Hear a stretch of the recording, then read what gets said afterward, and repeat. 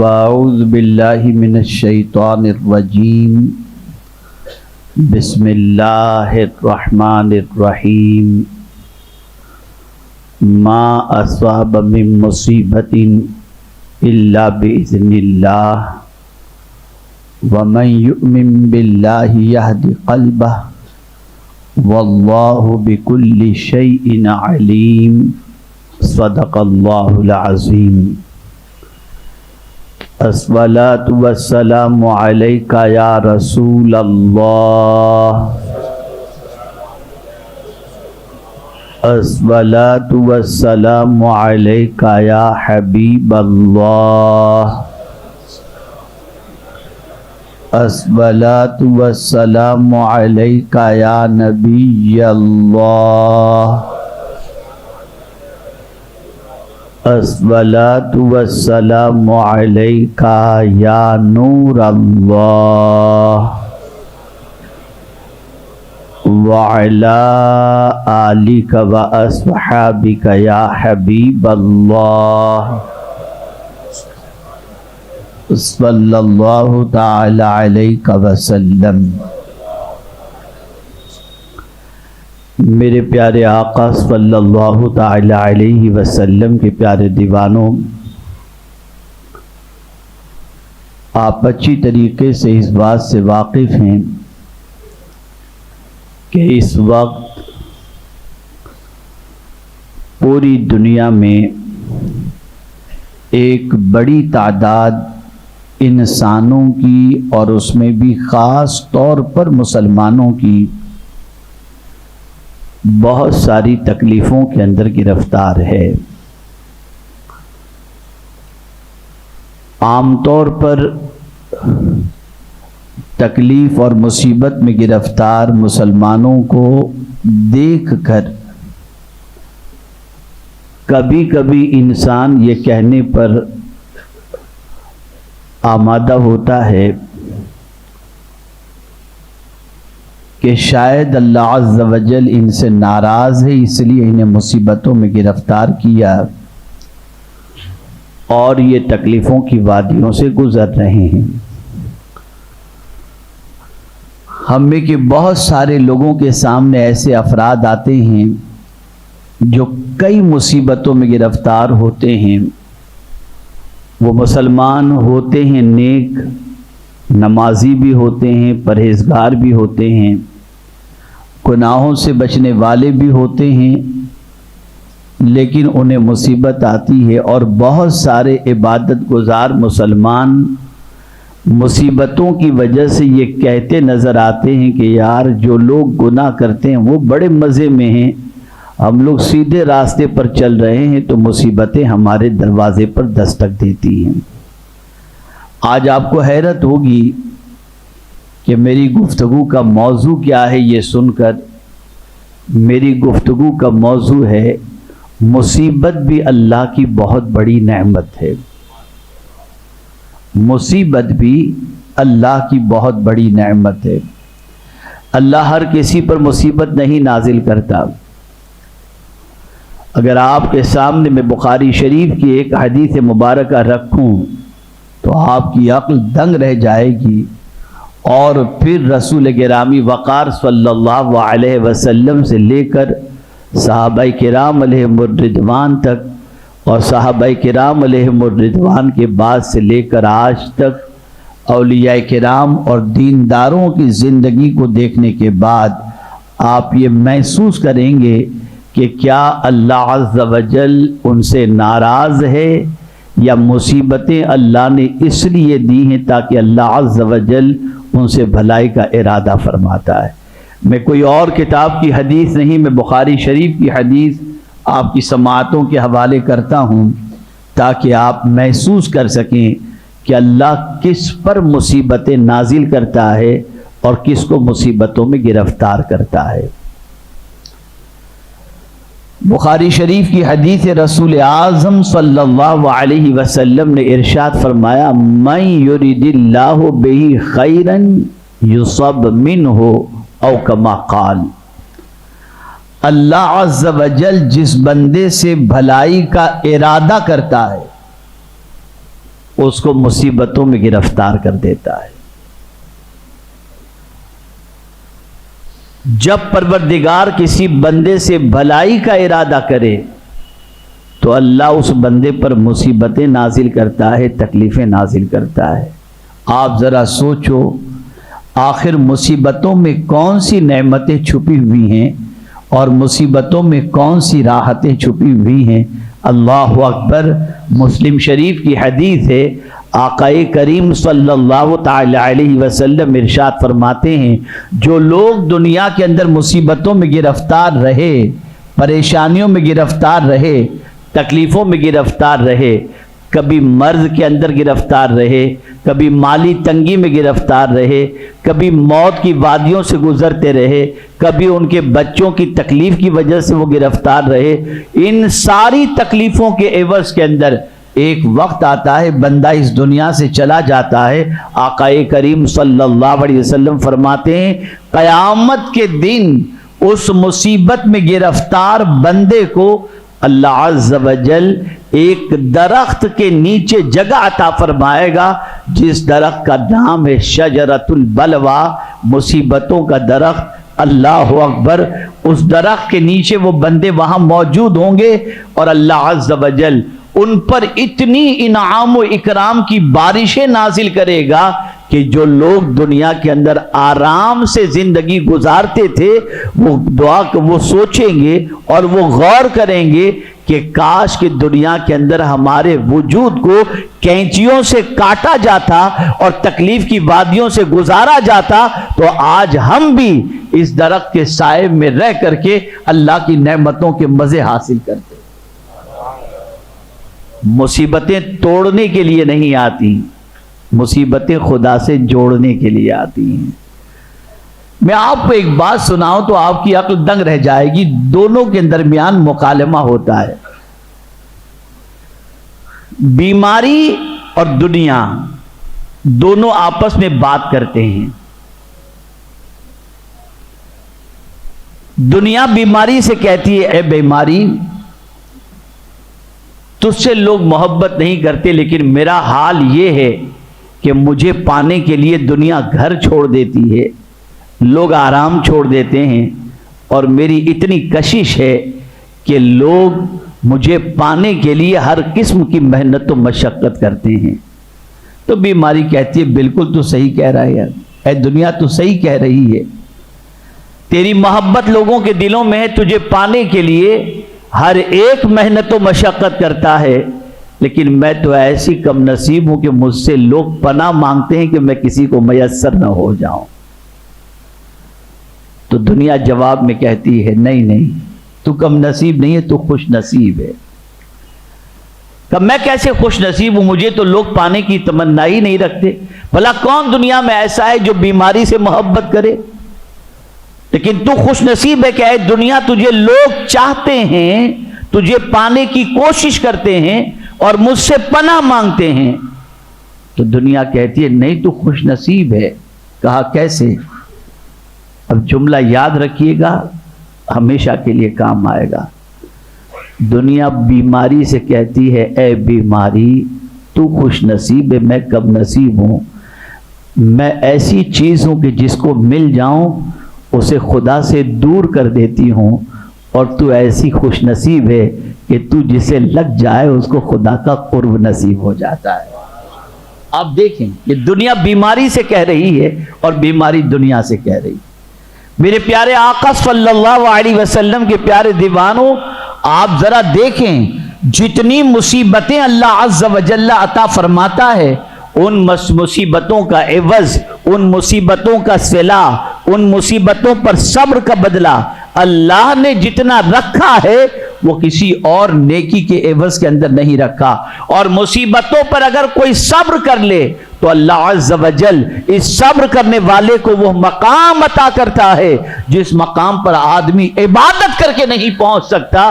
اسی کو قرآن نے مینشن کیا ہے وَمَا يُلَقَّاهَا إِلَّا الَّذِينَ صَبَرُوا وَمَا يُلَقَّاهَا إِلَّا ذُو حَظٍّ عَظِيمٍ. بہت سارے ایسے ہیں جنہیں کوئی مرتبہ نصیب ہوتا ہے تو قسمت کی وجہ سے نصیب ہوتا ہے یا صبر کی وجہ سے اللہ انہیں وہ عزت اور مرتبہ عطا فرماتا ہے. دو واقعات آپ کے سامنے عرض کروں. بے قصور تھے حضرت یوسف علیہ السلام, بے قصور تھے, کوئی ان کا جرم نہیں, اور انہیں 7 سال یا 9 سال کی جیل ہوئی.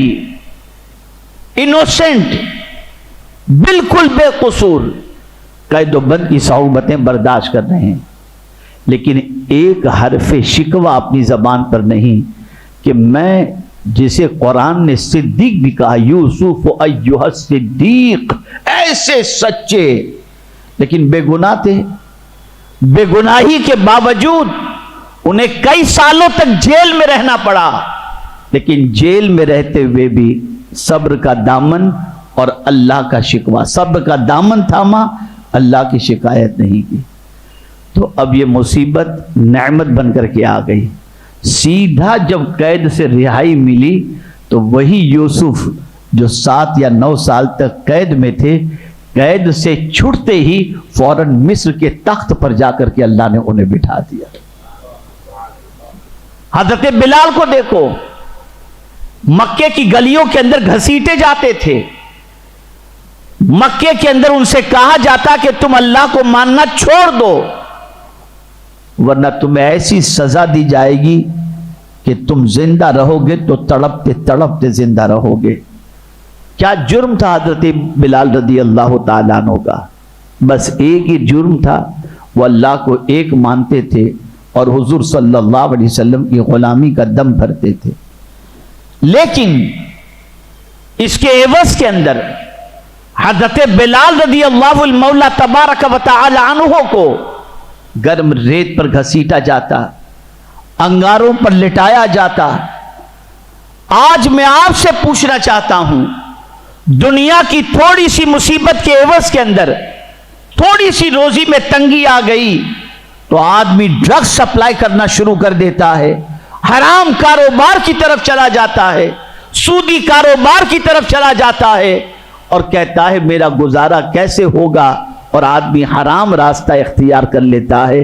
میں پوچھنا چاہتا ہوں, حضرت بلال رضی اللہ المولا تبارک و تعالی عنہ کو گرم ریت پر گھسیٹا جا رہا تھا اور ان سے کہا جا رہا تھا ایک اللہ کو ماننا چھوڑ دو, دامن محمد صلی اللہ علیہ وسلم چھوڑ دو ورنہ تم زندہ تو رہو گے لیکن تڑپ تڑپ کر کے تمہیں زندگی گزارنی پڑے گی. حضرت بلال نے مصیبت برداشت کی اور گرم ریت پر اور انگاروں پر بھی کہتے رہے احد احد احد, میرا اللہ ایک ہے, میرا اللہ ایک ہے, میرا اللہ ایک ہے. آپ ذرا سوچیں, بظاہر انسان یہ سوچتا ہے جیسا کہ آج کے دور میں بھی مسلمان سوچتے ہیں. ابھی تازہ ترین واقعہ میں بتاؤں, میں بھروچ میں تھا, مجھ سے ایک ہماری تحریک کے ذمہ دار نے, ہم لوگ بیٹھے ہوئے تھے, ایک نوجوان بیٹھا ہوا تھا جو کہہ رہا تھا کہ میرے لیے دعا کریں کہ اللہ عز و جل کوئی اچھی لڑکی عطا کر دے. تو میں نے کہا یار تم پڑھے لکھے ہو, تم کو لڑکی کیوں نہیں مل رہی؟ تو ہمارے ساتھی نے جواب دیا کہ حضرت اس کی وجہ سے ایک بہت اچھی دیندار فیملی کے اندر بھی جب رشتے کی بات کی گئی تو لڑکی کہتی ہے میں شادی تو کر لیتی اس سے لیکن اس کے چہرے پہ داڑھی ہے. یہ حال ہے ہمارے. اور اسے دیکھ کر آدمی سوچتا ہے کہ دین سے رابطہ کم کر دو, دین سے تعلق کم کر دو ورنہ بہت ساری مصیبتیں آئیں گی, بہت ساری تکلیفیں آئیں گی. میں آپ سے پوچھنا چاہتا ہوں حضرت بلال کی کو جو تکلیف تھی کیا ویسی تکلیف ہمیں ہے؟ نہیں. لیکن بلال جانتے تھے کہ آج یہ مصیبت ہے کل یہ راحت میں تبدیل ہوگی, اور حضرت بلال رضی اللہ تعالیٰ عنہ نے برداشت کیا, صبر کیا, مصیبتوں کو جھیلا. تو کوئی انہیں آزاد کرانے والا ہو یا نہ ہو, مدینے کے تاجدار ارواحنا فداہ صلی اللہ علیہ وسلم حضرت بلال کو اس کے آقا سے آزاد کرانے کے لیے صدیق اکبر کے شریک بن گئے، اور صدیق اکبر رضی اللہ تعالی عنہ نے حضرت بلال کو آزاد کرایا، اور وہی بلال جو مکے کے اندر گرم ریت پر گھسیٹے جاتے تھے، اللہ نے وہ عزت عطا کی کہ قیامت تک ہر ماں یہ چاہے گی کہ میرے بیٹے کا بھی نام اللہ بلال رکھنے کی مجھے توفیق عطا فرمائے۔ میں آپ سے پوچھنا چاہتا ہوں یہ بلال کو مرتبہ ملا کیسے؟ مصیبتوں پر صبر کرنے کی وجہ سے، مصیبتوں کی وادیوں سے گزرنے کی وجہ سے، تکالیف کو جھیلنے کی وجہ سے، اور ان تکالیف کے اندر کوئی غلط راستہ اختیار کرنے کی بجائے پروردگار جل جلالہ کی بارگاہ سے دامن صبر کے بھیک مانگنے کی وجہ سے۔ اللہ اکبر! آپ ذرا سوچو، بہت ساری اچھی آواز والے دنیا میں تھے، بہت سارے اچھے رنگ والے بھی دنیا کے اندر موجود تھے، لیکن قربان حضرت بلال کی عظمت پر کہ وہ اذان نہ دیں تو صبح نہیں ہوتی تھی۔ کیا تاثیر تھی ان کی اذان میں،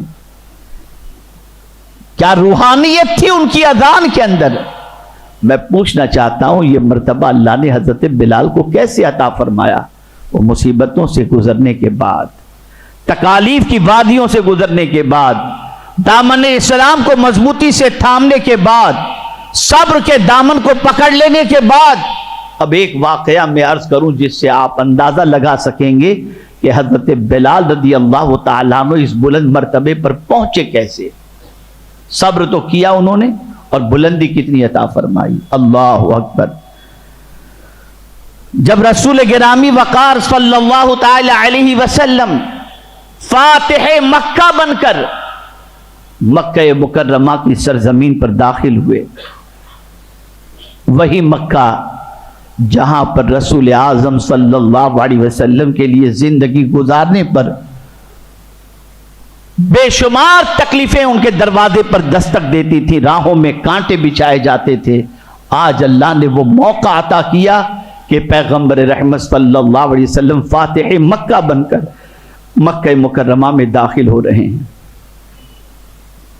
کعبے کے قریب پہنچے، نماز کا وقت ہوا، ابو بکر بھی موجود، فاروق اعظم بھی موجود، عثمان غنی بھی موجود، مولا علی بھی موجود، اور ایک بڑی تعداد صحابہ کرام علیہم الرضوان کی وہاں پر موجود۔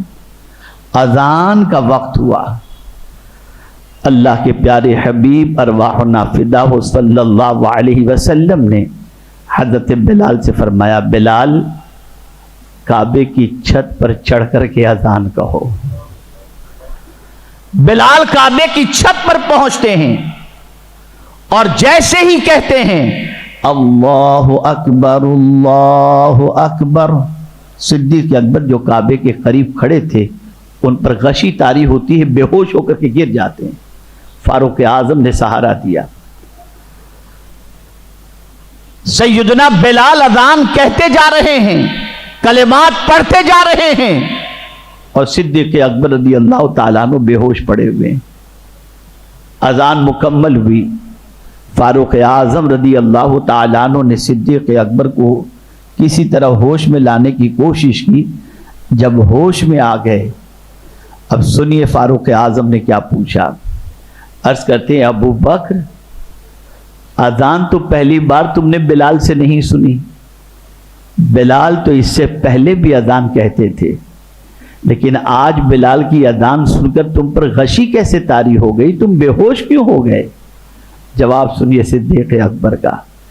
ارشاد فرماتے، عمر تم بھی اپنے قبیلے کے بڑے ہو، میں بھی اپنے قبیلے کا بڑا ہوں، عثمان بھی اپنے قبیلے کے ذمہ دار ہیں، علی بھی اپنے قبیلے کے ذمہ دار ہیں، اور بھی بہت سارے یہاں پر موجود ہیں، لیکن میں حیران ہوں یا اللہ کہ ہم اور تم کعبے کے قریب کھڑے ہیں، اور بلال اتنا خوش نصیب ہے کہ کعبہ خود بلال کے قدموں کو چوم رہا ہے۔ حضرت بلال کعبے کی چھت پر تھے نا، تو قدم کعبے کے اوپر تھے، تو بلال کتنا خوش نصیب ہے کہ بلال کے قدموں کو کعبہ چوم رہا ہے۔ اے ابو بکر، یہ مرتبہ بلال کو اللہ نے اس لیے عطا کیا کہ بلال نے مصیبتوں پر صبر کیا اور مصطفیٰ پیارے کی محبت سے اپنے دل کو منور و مجلہ کر دیا۔ یہ وہی بلال ہے، کل تک مکے کی گلیوں میں گھسیٹے جا رہے تھے، لیکن آج وہی بلال ہے کہ ہم اور تم کعبے کے قریب کھڑے ہیں اور بلال کعبے کی چھت پر چڑھ کر کے اذان کہتا ہوا نظر آ رہا ہے۔ یہ مصیبتوں سے گھبرائیں نہیں۔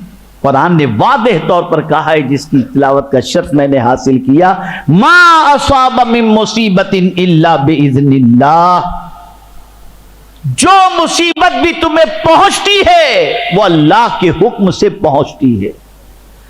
اللہ نہ چاہتا تو مصیبت نہ آتی، اس کا حکم تھا اس مصیبت کے پہنچنے میں، وہ مصیبتیں پہنچی۔ اب آگے اللہ ارشاد فرماتے وَمَن يُؤْمِن بِاللَّهِ يَهْدِ قَلْبَهُ، جو اللہ پر ایمان لایا اللہ عز و جل اس کے دل کو ہدایت عطا فرما دے گا، یعنی اس مصیبت سے نکلنے کا راستہ اللہ اس بندے کو عطا کر دے گا جو اللہ پر کامل ایمان رکھتا ہے۔ میرے پیارے آقا صلی اللہ تعالی علیہ وسلم کے پیارے دیوانوں، اس لیے ہمیشہ کے لیے یہ بات ذہن میں محفوظ کر لیں کہ مصیبتیں، جملہ یاد رکھیے گا، مصیبتیں توڑنے کے لیے نہیں آتی، اللہ سے جوڑنے کے لیے آتی ہیں۔ تو مصیبتوں سے گھبرانا نہیں چاہیے، اللہ سے صبر، اور یہ بھی نہیں کہ اللہ سے مصیبتیں مانگیں تاکہ درجہ بلند ہو، نہیں، حضور نے فرمایا اللہ سے عافیت کا سوال کرو، عافیت مانگو اللہ سے، اور اگر اللہ نے مصیبت لکھ دی ہے اور آ جائے تو شور نہ بچاؤ، اللہ کا شکوہ نہ کرو، صبر کرو، اور کوئی ایسا راستہ اختیار نہ کرو اس مصیبت سے نکلنے کے لیے جو ناجائز ہو، جو حرام ہو، جو اللہ کا ناپسندیدہ ہو، ایسا راستہ مصیبت سے نکلنے کے لیے مت کرنا۔ اگر تم صبر کرو گے تو اللہ تعالیٰ مصیبتوں سے نکلنے کا راستہ بھی تمہیں عطا فرما دے گا، اور مصیبتیں اس لیے آتی ہیں کہ تم ان مصیبتوں سے صبر کر کے گزر جاؤ گے تو اللہ تعالیٰ تمہیں وہ نعمت عطا کرے گا جو عبادت کرنے والوں کو بھی میسر نہیں۔ اور حدیث مبارکہ کی یہ الفاظ جو ایک مصیبت زدوں کے سلسلے میں تشفی اور تسلی کا کام انجام دیتے ہیں کہ پیغمبر رحمت صلی اللہ علیہ وسلم نے فرمایا من یرید اللہ بہ خیرا یصب منہ، اللہ جس بندے سے بلائی کا ارادہ کرتا ہے اس کو مصیبتیں پہنچاتا ہے۔ اب دیکھیں دو چیزیں عرض کر دوں، اللہ والوں کا حال یہ تھا کہ نعمتیں ملتی تھی تو انہیں اتنی خوشی نہیں ہوتی تھی، لیکن تکلیفیں آتی تھی تو انہیں خوشی ہوتی تھی۔ توجہ چاہوں گا، اللہ والوں کو نعمتیں ملتی تھیں تو اتنے خوش نہیں ہوتے تھے، تکلیفیں آتی تھیں تو بہت خوش ہوتے تھے۔ ان سے پوچھا گیا حضرت تکلیفوں میں آپ اتنے خوش کیوں ہوتے ہیں؟